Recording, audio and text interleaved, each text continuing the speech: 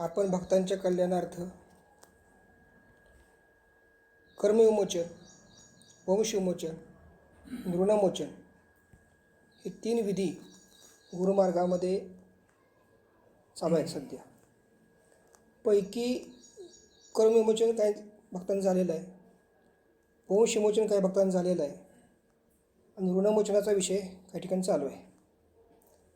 पैकी ऋणमोचन जो विषय आहे या संदर्भामध्ये देव, व्यक्ती आणि विचार या अनुषंगानं आपण प्रश्नावली जी दादाने दिलेली आहे त्यातले 3 पॉईंट कालच्या सेमिनारमध्ये आपण ह्याच्यामध्ये मुलाखती घेतलेले आहेत. 4थ्यापासून पुन्हा सुरू करतो आहे.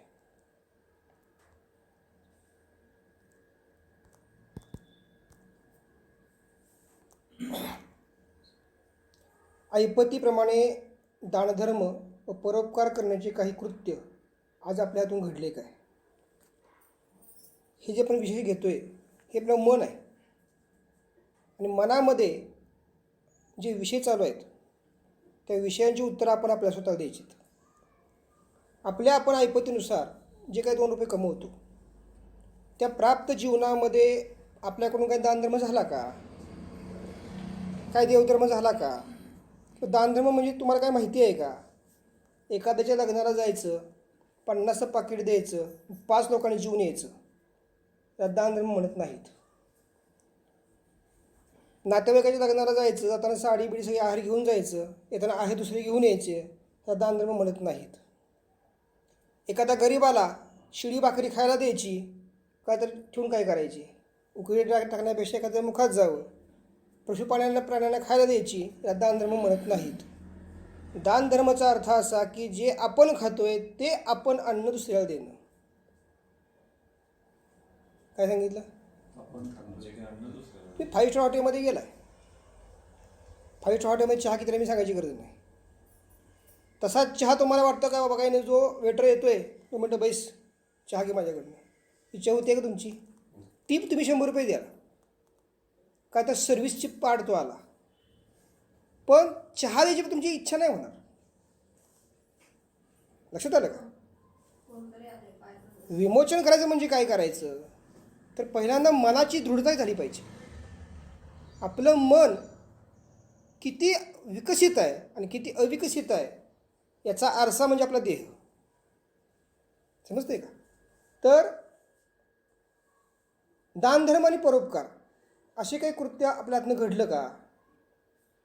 जर घडला असेल तर तो दिवस सार्थकी लागला त्या विषयाने. नसेल घडलं तर आपण त्या विषयामध्ये उतरलोच नाही. दुसरा विषय, अन्नदान, वस्त्रदान अथवा द्रव्यदान यांच्या व्यतिरिक्त इतरांना सुखसमाधान देण्यासाठी कायेने, वाचेने अगर मनाने आज आपण काय काय प्रयत्न केलेत. लोक काय करतात? अन्नदान करतात का? पितरं मागा लागली म्हणून. वस्त्रदान करतात का? एखादा विधी केला म्हणून. द्रव्यदान करतात का? पापाने पैसे कमवलेत म्हणून. या दानामागचा हेतू काय आहे? ईश्वरप्राप्ती आहे, सुखसमाधान आहे का मागची कटकट जावी म्हणून आहे? कटकट जावी म्हणून हेतू आहे. मग अशा कटकटीनं ईश्वर प्रसन्न होणार नाही, तुमचं मनही प्रसन्न होणार नाही. लक्षात आलं का? तंबाखूसाठी आपली संपली तर आपण काय करतो? शेजाराला विचारतो, एक आरा देतोस का रे? आणि जर नाही म्हणला आणि त्यानंतर तंबाखू खायला सुरुवात केली, काय हलकट माणूस आहे, एक आरा पण द्यायला तयार नाही. इतका अधिकार इतरांच्यावर ठेवण्याचा तुमचा अधिकार तुम्ही निर्माण केला. काय सांगितलं?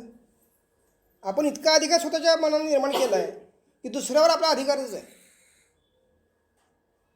रस्त्याने चाललो आहे, झाडं, फुलाची झाडं दिसली, 2 काढून आणायची. कोण त्याला पाणी घालतंय माहीत नाही, कोणी जोपासना केली माहीत नाही, मला ते आवडलं मी काढलं.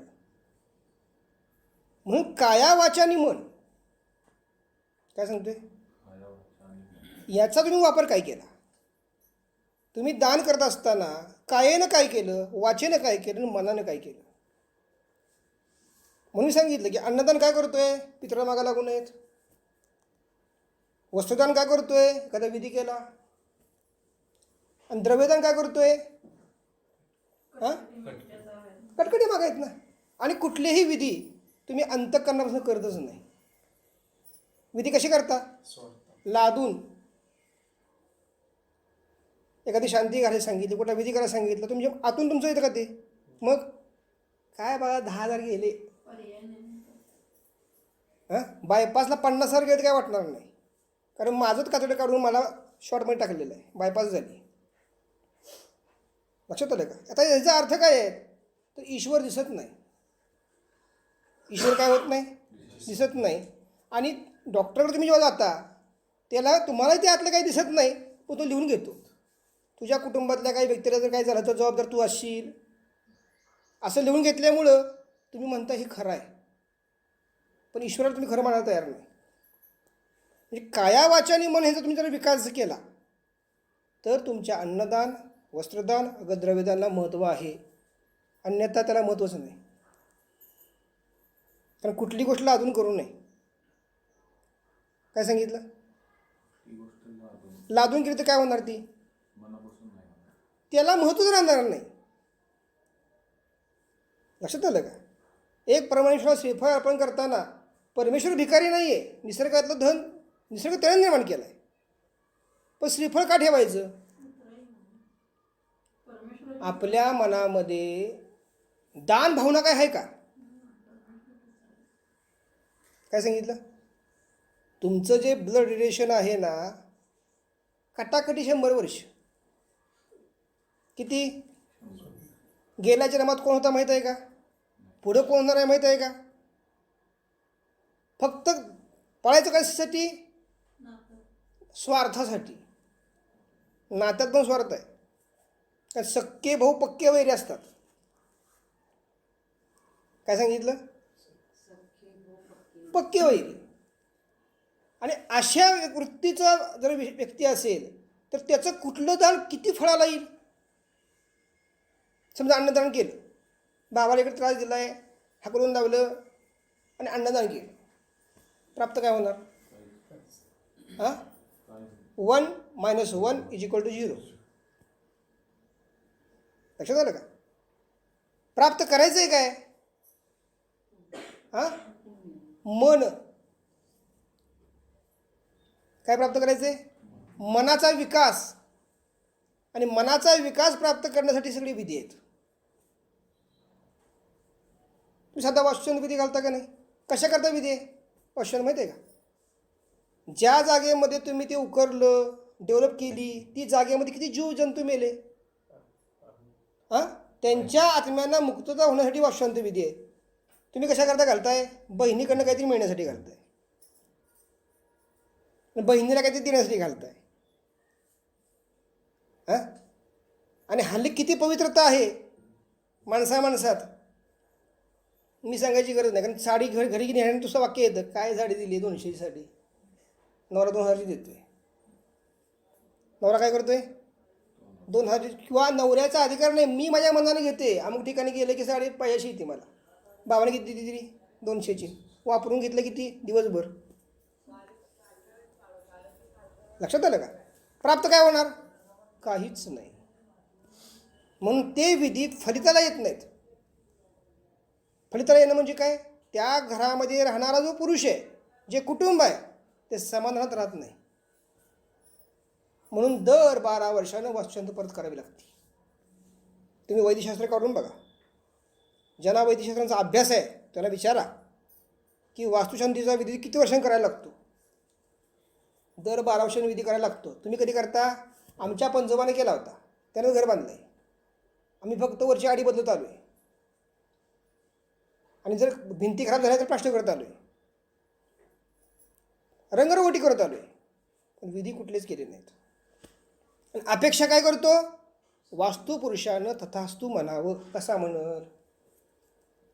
वास्तुपुरुष हा दृश्य नाही आहे. काय सांगितलं? देव हा दृश्य नाही आहे. तुमचं मनही दृश्य नाही आहे. तुम्ही म्हणता ना देव दाखवा, मी म्हणतो मन दाखवा. तुमचं मन दृश्य आहे का? नाही आहे, पण मन आहे ना.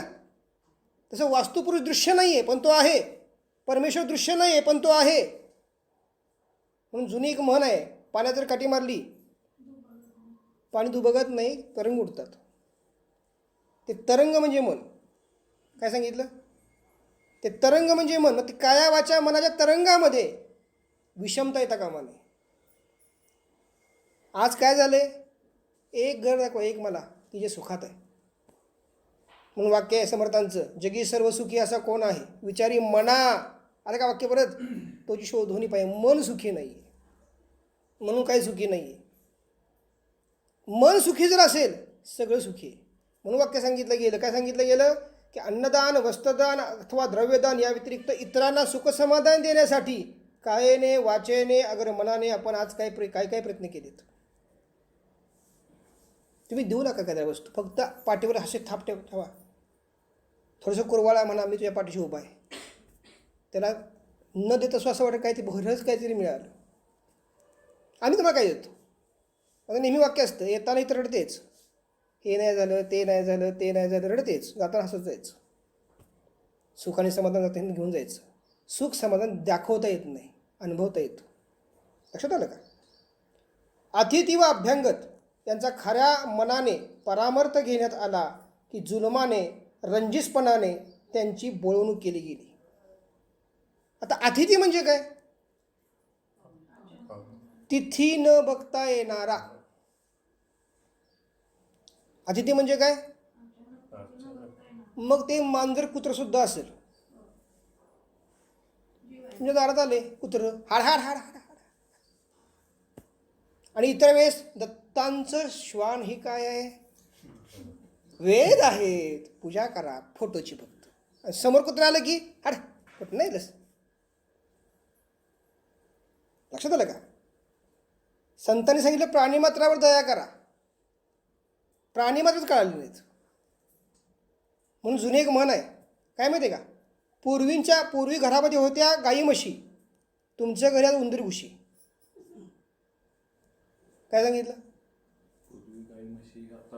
आता उंदीर. कारण आता 5 वाजता उठून शेण काढणारी स्त्री फेसबुकला टाकावी लागेल, आता व्हॉट्सअपला टाकावी लागेल की ही 5 वाजता उठते, शेण जरा काढते, सडा संमार्जन करते. हां, रात्री 12पर्यंत जागायचं, सकाळी 7ला बघायचं मोबाईल किती वाजलेत. लक्षात आलं का? म्हणजे आपण चाललोय कुठं? कलियुगात चाललोय. कलियुगाचे सगळे हे फेरे आहेत की ज्यात मनाची विकृती तयार झाली. काय तयार झाली?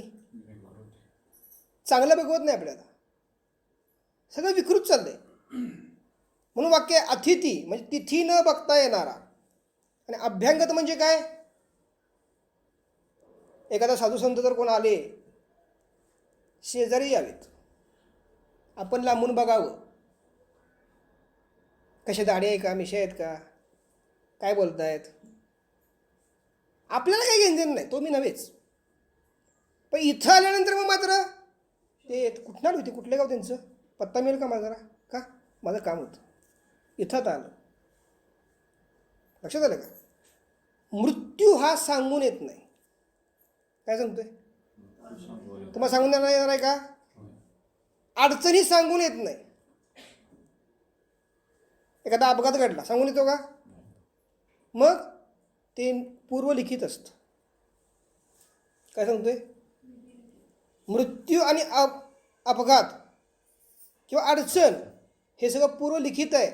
त्या पूर्वलिखिताला सुयोग्य पद्धतीने लावायचं असेल तर गुरु मार्गदर्शन पाहिजे.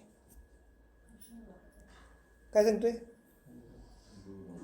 का पाहिजे गुरु मार्गदर्शन? सुयोग्य. आजारपण आलं, कोण आजारपणात वाचले? आजारपण आलं पण ते पेललं पाहिजे. नाहीतर कोरोना झाला, 10 लाखाचं बिल झालं, 7 लाख कर्ज काढलं, नातवापर्यंत चाललं.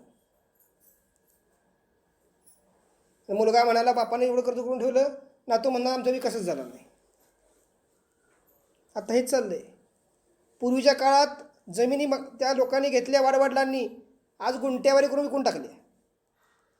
हां, त्याच गुंट्यावर जमिनीमध्ये एखादं मोठं काहीतरी फॅक्टरी तयार झाली, तिथं आमचा मुलगा कामाला आहे. पगार 10,000, मुलाला नोकरी लागलेली आहे, मुलगी मिळते का बघा.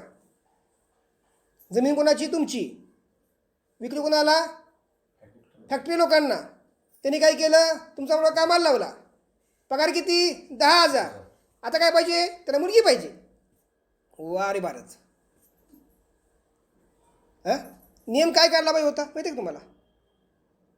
जमीन विकायची आहे का? हरकत नाही, गावातल्या व्यक्तीला विकायची. काय सांगतोय? गावातल्या व्यक्तीला विकायची. गावातल्या व्यक्तीच्या बाहेर विषय येतच का म्हणत? काय होईल? आपलं आपल्यातच जाईल ना. आता होतंय काय? अमेरिकेत नाही देऊन टाक पैसे, चौपट पैसे मिळत आहेत बाळा. पैसे चौपट एका पिढीपुरते मिळते, दुसऱ्या पिढीमध्ये शून्य. काय सांगतोय? पैसा हे कधीही न पुरणारं विष आहे. काय सांगितलं? बघा, कधीही ते पुरणार नाही असं विष म्हणजे पैसा. म्हणून लक्ष्मी चंचल आहे. टिकणार काय आहे? स्थावर मालमत्ता. स्थावर मालमत्ता टिकण्यासाठी जो आशीर्वाद मिळतो तो अभ्यंगतांकडून मिळतो. काय सांगतोय? तो अभ्यंगतांकडून मिळतो.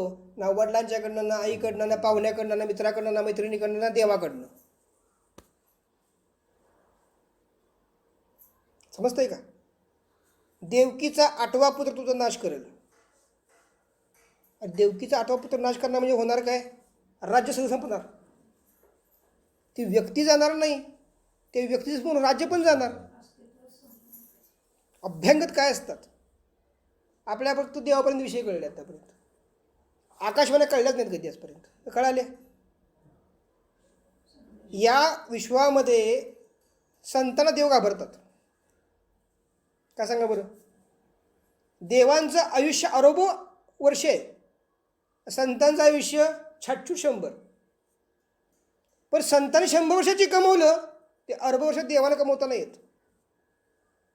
म्हणून संत संग देई सदा म्हणलं जातं. पण आपल्याला काय नको असतं? आपल्याला संगत नको असतं. आपल्याला पंगत पाहिजे, संगत नको आहे. काय पाहिजे? पंगत पाहिजे. कुटुंबातील सर्वांशी, नोकरा चाकरांशी सुद्धा प्रेमाने व मोकळेपणाने बोलणे चालणे शक्य असता आज आपण कोणाशी निष्कारण अबोला धरलात काय? काय सांगतोय? तुमच्या कुटुंबात 4 माणसं आहेत, 2 नोकर आहेत. हे आयुष्य पुन्हा नाही. आज वाद घातला, भांडणं केली, अबोला धरला, आजचा दिवस गेला, उद्या माघारी येणार नाही. प्रत्येक दिवस नवीन आहे. बघा, ड्रायव्हिंग क्षेत्रामध्ये प्रत्येक ड्रायव्हिंगचा दिवस नवीन असतो. गेअर तेच आहेत पण अनुभव वेगळे आहेत. दिवस तुमचे प्रत्येक क्षणी नवीन आहेत, माणसं तीच आहेत, अनुभव वेगळे आहेत. करायचं आहे काय? गुन्ह्या गोविंदानं राहायचं आहे. कसं राहायचं आहे? गुन्ह्या गोविंदानं राहणं म्हणजे काय? तुम्हाला वडिलांच्याबद्दल किती आदर आहे आणि वडिलांना तुमच्याबद्दल किती आदर आहे? मागची पिढी डोक्यात घ्या, आता पुढची पिढी डोक्यात घ्या. पुढच्या पिढीत वडिलांच्याबद्दल मुलाला किती आदर आहे? काय जगाकडे गेलं, जे केलं तेच केलं. वडिलांच्याबद्दल आदर का? मुलाचा पगार वडिलांच्यापेक्षा जास्त आहे. जगात पैशाला महत्त्व आहे, माणसाला नाही. कलियुग सुरू झालं खऱ्या अर्थानं. आणि अशा तुमच्या घरामध्ये तुमची इच्छा आहे कुठला तरी एक देव उभा राहावा. काय इच्छा आहे? आता मला सांगा, एकाला गणपती आवडतो, एकाला दत्त आवडतो, एकाला मर्यादा आवडती, एकाला महालक्ष्मी आवडती. देवाने करायचं काय? घर एकच, माणसं 4, देव 4. एक देव पुरून उरणे इतकं श्रेष्ठ आहे. काय सांगितलं? कुठला तुम्ही एक देव घ्या, तुम्हाला पुरून उरणे इतकं श्रेष्ठ. असं असताना सुद्धा तुम्ही 4 देव तयार केले. हं? देवाने काय करायचं? गणपतीने सोनं मारायची? हां, का मर्यादेने रडायचं? कारण मर्यादेच्या जागर माहिती आहे, रडल्याशिवाय जागर होत नाहीत. म्हणून तुमची मन स्थिर नाहीत. आणि यामध्ये सुद्धा 3 प्रकार आहेत. उत्पत्तीची देवता कोणती, स्थितीची देवता कोणती, लयची देवता कोणती माहीत नाही. तुम्ही कुठल्या अवस्थेचे आहात तेही माहीत नाही. आणि मग म्हणायचं गुण काय येत नाही, सुख का लागत नाही. अजून आपल्याला देवता कुलदेवता माहीत नाहीत. ज्याला खंडोबा आहे तर तुझा भवानी आहे, ते म्हणतं महालक्ष्मी माझी झाली. ज्याला ज्योतिबा आहे त्याला महालक्ष्मी आहे, ते म्हणतं तुझा भवानी माझी आहे. ऋषी मुनींनी सगळं हे उभं करून ठेवलं. कुणी? ऋषी मुनींनी उभं करून ठेवलं. ऋषींची नावं पण माहीत नाहीत आपल्याला. चाललंय काय माहिती आहे का? आपण जे आयुष्यामध्ये घेऊन येताना आपले पुण्य ते संपत चाललंय. काय सांगितलं? जे तुम्ही पुण्य घेऊन आलेलं आहात ते संपवण्याचं तुम्ही कार्य करताय, पुण्य उभं करत नाही. पुण्य उभं करण्याकरता काय करावं लागेल? आधी शाळेत तुम्हाला ॲडमिशन घ्यावं लागेल. KG मध्ये नाही, या KG मध्ये ॲडमिशन घ्यायला लागेल. गुरूंची KG वेगळी आहे. त्या KG मध्ये डोनेशन असतं, या KG मध्ये भक्ती असते. लक्षात आलं का? आणि खरं अवघड काय डिंगरे? भक्तीचं अवघड आहे. का? एक फूल चढवायचं म्हणलं तर माणसाच्या जीवावर काटा येतो, अंगावर काटा येतो. बघा तुम्ही, आपल्याला कसं पाहिजे? सगळं इन्स्टंट पाहिजे. नतमस्तक व्हायची भावना आपली होती का तयार? कुणाला मानण्याची भावना तयार होती का? प्रत्येकाने मनात विचार करा की तुम्ही तुमच्या वाढवरनं किती मानला आजपर्यंत. जर मानला असतं तर त्यांच्या 10 पट तुम्ही मोठं झाला असता. काय सांगतोय? आणि तेच बीज रक्तातलं, तेच बीज पुढे कंटिन्यू होतंय, त्यालाच म्हणतात रक्तबीज. रक्तबीज वेगळा कोण नाही आहे. महाकालीने त्या काळात मारला, पण ते बीज जे पडलंय ते सगळी फिरते अजून. काय सांगितलं? रक्तबीज, रक्तातले दोष. दोषांचे 3 प्रकार आहेत. कुठले 3 प्रकार? अधिभौतिक, अधिदैविक, आध्यात्मिक. काय सांगितलं? अधिभौतिक, अधिदैविक, आध्यात्मिक 3 दोष त्या बीजामध्ये आहेत. आणि त्या 3 दोषावर सगळं जीवन चाललंय माणसाचं. काहीच कळत नाही. म्हणजे आत्ताचा माणूस. कुत्र्याला ज्ञान आहे, प्रत्येक पशुपक्षी प्राण्यांना ज्ञान आहे, तेवढं ज्ञान माणसाला नाही. बघा, भूकंप होणार असलं तर कुत्रं ओरडतं. गावात काय घडलं असं कुत्रं ओरडतं. लक्षात आलं का? घार म्हणा, पशुपक्षी म्हणा, कावळे म्हणा, जाणीव करून देतात. आपल्याला काही कळत नाही. मग शेजारी मेलावे, अच्छा अच्छा, चहा घेऊन जाऊ बाहेर आपण. काहीच कळत नाही आपल्याला. काय कळत आहे? आणि पाहिजे किती? इतकं पाहिजे. तुमच्या पाठीमागे तुम्हाला म्हणलं पृथ्वी तुमच्याकडे तरी दिली, कमीच. किती पाहिजे? लागते किती पोटाला तुमच्या? पण अपेक्षा किती आहेत? 7 पिढ्यापासून खाल्ल्या पाहिजेत. अरे स्वतःच्या आत्ताची पिढी तरी बघ, 7 पिढ्यानंतर आहेत. आणि आता मोठा दोष तयार झाला. कुठला दोष तयार झाला माहिती आहे का? संतती थांबणे. दोष सुरू कुठला झाला? संतती थांबणे. पैसा पुष्कळ आहे. लक्षात आलं का?